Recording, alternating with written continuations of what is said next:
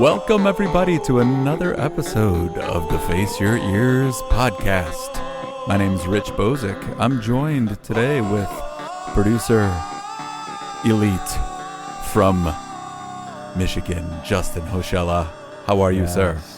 Hi, I'm doing well. Fresh back from sunny California, actually. I was on vacation, visiting family last week. It was lovely. I went to the NAMM Museum. Oh. Which is I think it's North American Music Merchants. That's what it stands for. Okay. I was in Carlsbad, California, so I stopped by the museum there and checked it out. And it's basically like a museum about the manufacturing of music instruments over time and equipment. And they had everything from pianos and mandolins to synthesizers and drum machines and all this cool stuff. So it was really neat to see the history of all that stuff. That is cool. Don't they also have a festival that they do every year? The NAMM Festival every January, I believe it is, when all the manufacturers come together in Anaheim, California, and showcase their cool new gear for the year. Nice. Was there a gift shop there selling you equipment? There was.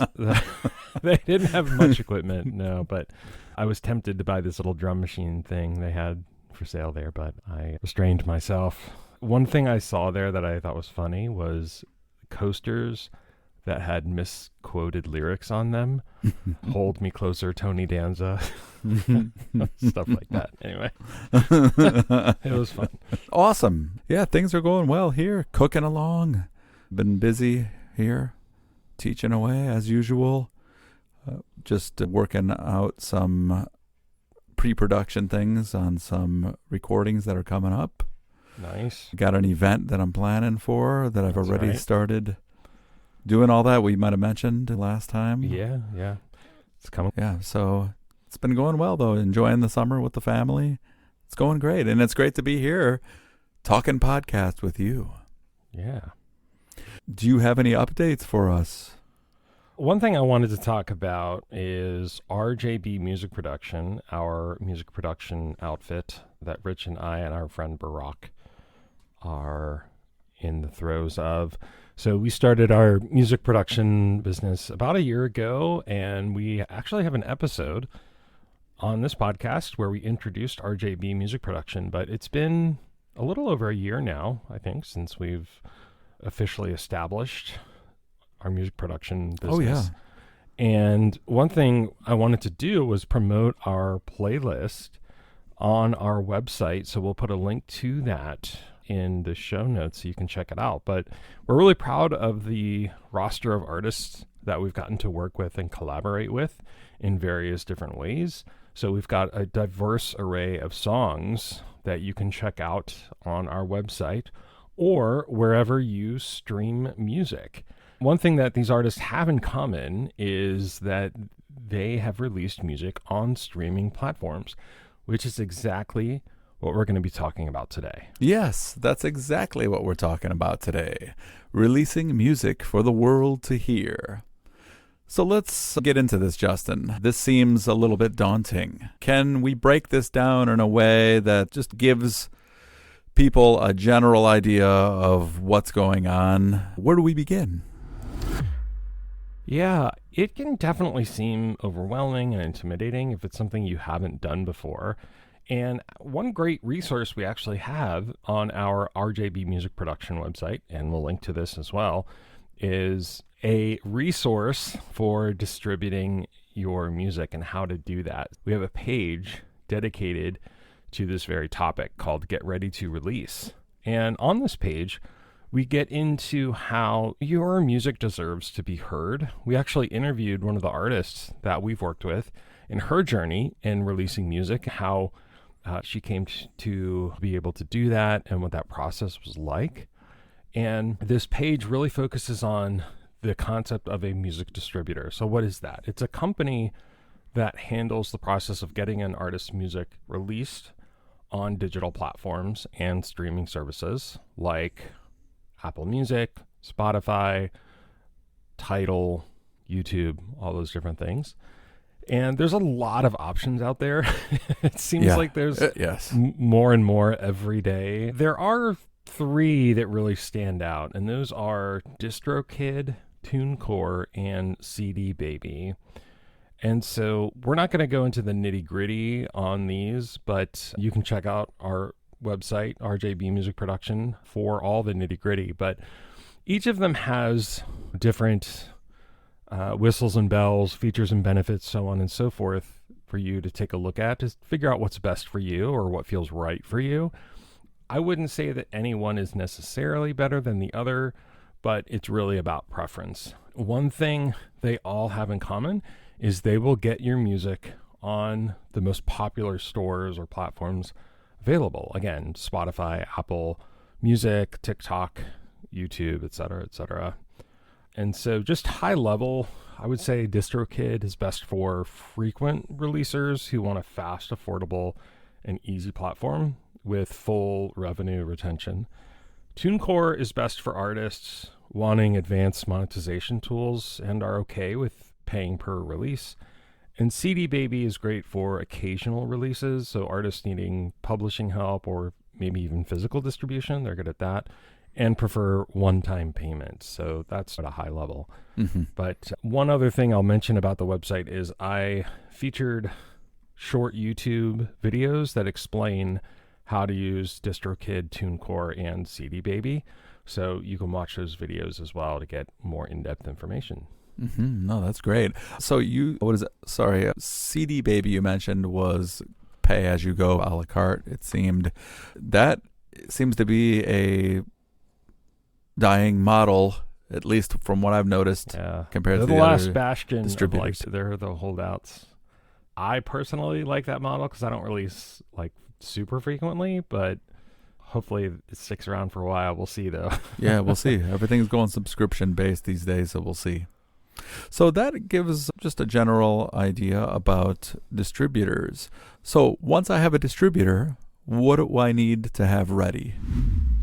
Yeah, so first and foremost, I would say have your audio file ready. Each distributor has different specs for what kind of audio file they want. For example, CD Baby requires 44.1 kilohertz 16-bit audio, and in a nutshell, that just means CD quality audio.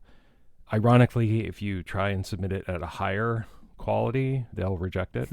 Or do they compress it down in some cases, or will I think so. I think it gets compressed when it gets put on a streaming platform, but I just know from experience that, if you try to upload like a 96 kilohertz file, for example, they'll reject it, even though that's higher quality. It's just not compatible with their system and setup. So, yeah, you know what's going to happen. I bet one day they'll be like, now available 96K, but everything will be more expensive. That's of course typically how it's done. They'll be like, audio file ready for only $299 or whatever, but we'll see. That's a good point. So definitely have your audio file ready to upload in uncompressed format. So that's an important distinction. And usually that means having a WAV file. So have that at the ready. Also have artwork ready to go and ensure that it meets the specifications of whatever distributor you're working with. That information should be a simple Google search away, or searching through that help page. Just find out, what specs they require for their image and just have that available and ready. Think about genre too. That's something you have to set up when you are distributing your music. It may seem very obvious to you of what genre you want, but sometimes they'll have you select a secondary genre. So think that through. Not the end of the world if you don't know in the moment. You can always select when you're uploading it, but good to consider. And if you have anybody else that you've collaborated with, make sure that you have their information and their information gets added to the payout. That's also something you can set up with distributors, the payout schedule and who gets what and how much and all that good stuff. Generally, if it's two people, for example, 50-50 is a standard. If you've worked on a song with somebody, that's pretty standard fare to have it split 50-50. I think another thing is when you're doing this for the first time, I mentioned payout before, you should have your bank information ready so that your payout is flowing to your bank. when they actually pay you out. So I think CD Baby, for example, you can set a threshold. Like when it hits $10, they'll release the in funds. about 50 years. Exactly. So when you're in the throes of retirement, you can get that sweet $10 check from that song you released. God willing, yeah. people will have great success and be yes, raking it we in. We joke. But it is a requirement. They do require that you set that up. So just keep that in mind and have that at the ready. So those are some of the things that you want to be thinking about or have ready. Otherwise, you might get tripped up. Great. What about copyright? Yes. So copyright. It can be complicated. However, there are resources out there to help you with this. You can raw dog it, so to speak, and you can go to the United States government's copyright website. You can find the forms for the most common copyrights.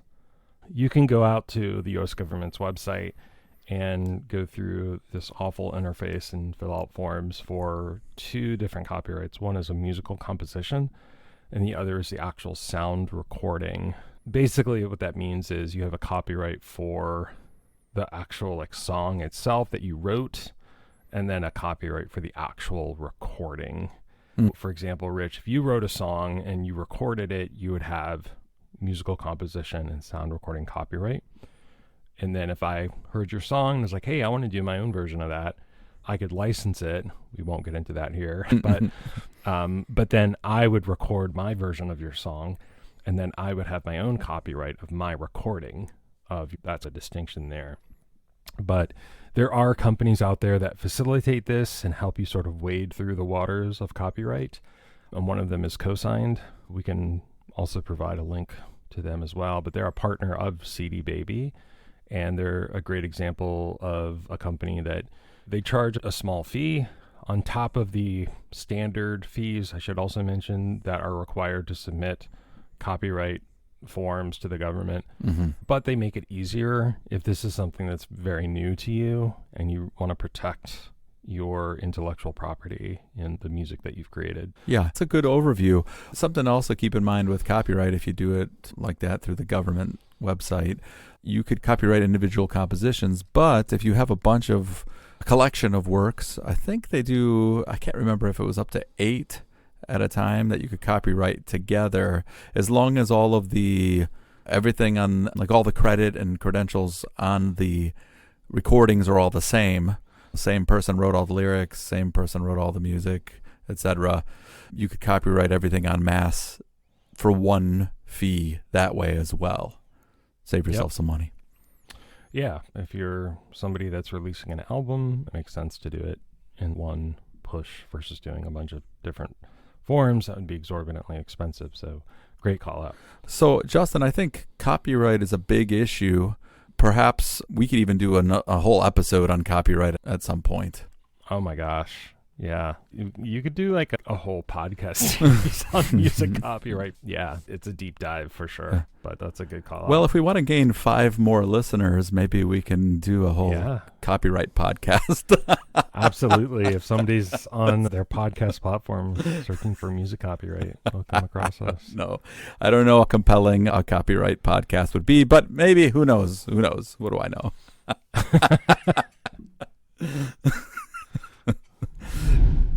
Now that we've discussed copyright, what about promotion? So leading up to the release and after, and what should people consider? Yeah, there's a lot to consider in terms of promoting your music. So there's a grassroots approach, which is go on your social media accounts, Instagram, Facebook, etc., and promote it. That could be videos of you singing your music, or you in the studio, or clips from Spotify, whatever it might be. They're really, and I would say in this day and age, there's no limit to that. I've seen people doing posts for their single daily, just promoting it. And I don't think you can do it enough. Just get it in front of people as much as possible. And that's one way to approach it. And I think that's a given nowadays, is that It's expected that you would promote whatever you're doing on your social media. And it's not a once and done. If you're doing it right, and I'm not saying I am, but I think a good approach is to do it regularly and to not be ashamed of that. And if you think about any other brand that's out there, Starbucks, Nike, Apple, they're constantly promoting their products. And to tell you the truth, I'd rather see advertisements for Your songs than like deodorant. A latte. Yeah. So yeah, that's one thing. But then there's also some really interesting tools that you can pay for. For better or worse, there are playlist platforms, I guess you could call it, or playlist promotion services is a better way to put it, where you can pay a company money to help get your song on various playlists, like on Spotify. And that feels a little weird to me, but I also understand that it's a vast ocean of music that's out there, 50,000 plus songs a day that are getting released or something insane like that. So every little bit helps. But there are things out there like Boost Collective is one. Submit Hub, I think. Yeah, Submit Hub, songtools.io. There's a lot of different resources like that out there. CD Baby has one, I think it's called Showco. The advantage of doing this kind of thing, it can help connect you with your audience. Because if you get on the right playlist where people are listening to that genre, that could be helpful to connect you with people who would be into what you're doing. Absolutely. Spotify also has ads you can buy for your music. So that's something you can do, run ads through like Instagram and stuff, and that'll point people to Spotify. One I just mentioned that I'll go into a bit is Showco. So it's show.co. And I'll just read this from their site real quick. It says, with Showco, you can easily launch a Spotify pre-save campaign. So basically people can like pre-save your song. You can run ads on Rolling Stone, Pitchfork, and more. So like music publications. Drive streams and video views, reach new listeners with Spotify audio ads, premiere a YouTube video, grow your social following, build your email list, reward your fans. So this is more of a multi-pronged approach, I think, something like Showco. But there's all kinds of different resources like Showco that allow you to promote your stuff, create collateral for marketing and so on and so forth. So there's definitely tools out there. I even have clients who hire individuals to do this kind of stuff for them to help them out. Can you talk about that a little bit? Yeah, that's something you can absolutely do. And in today's world, that is absolutely a valid approach because there's so many facets to being a musician now beyond just making music. Where it makes sense that if this is something you want to pursue as a career, it makes sense to hire somebody that can manage this stuff for you and help facilitate this process. I mean, especially if you have a rich uncle who's willing to step in and fund the whole project. If you got a rich uncle, the whole project, $4, whatever, at the ready, go for it. I say go for it. But seriously though, it's a lot of work. And if you want to focus on the creative aspect of it and you have the means to hire somebody, I say do it because it can allow you to focus on that creative side. Hire basically a social media manager, for lack of a better term. But if you go to places like Fiverr, for example, like there's people out there that are experienced in this and can help promote whatever it is that you're doing, and you can certainly check that out. That's great, Justin. This is a nice overview for what one has to do to start to get their music out there. So just to give a little bit of a recap of what we talked about today, we talked about finding a distributor, which would help get your music out there in the first place. And once you do pick a distributor, make sure that all of your materials, like having the audio format correctly with your file, and all of the other things like lyrics and artwork are all lined up and ready to go. Then you might want to consider copywriting your music, and there are ways to go about that. And then once you are ready to release, you probably want to do a little bit of promotion leading up to the release and follow up after the recording is released with some more promotion of the recording.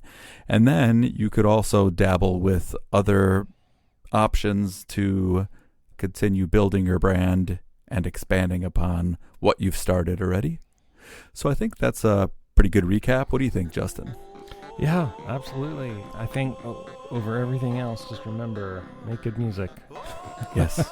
I think when you're doing this kind of thing, getting stuck in the sort of business side, if you will, the non-creative side, it can be easy to lose touch with why you're doing what you're doing. But all of this is a necessary component so that people will hear your music. That's why we release it. We want people to hear it and enjoy it. So hopefully this gives you some food for thought, some resources to consider and pursue to figure out what's the right fit for you and your music. So with that, we'll wrap it up here. Thank you so much for the great recap, Rich, and the great conversation.